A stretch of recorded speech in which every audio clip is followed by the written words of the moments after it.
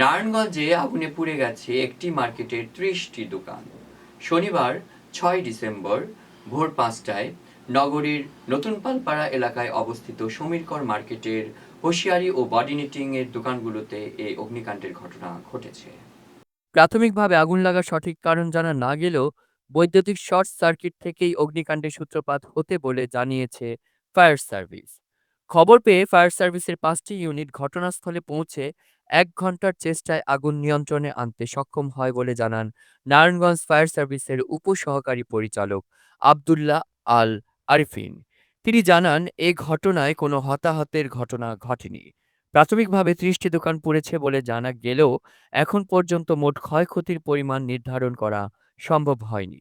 Fire সার্ভিসের কর্মকর্তারা আরও জানান, আগুন লাগার স্থানটিতে যাতায়াতের সড়কটি প্রশস্ত না হওয়ায় গাড়ি প্রবেশ করতে পারেনি।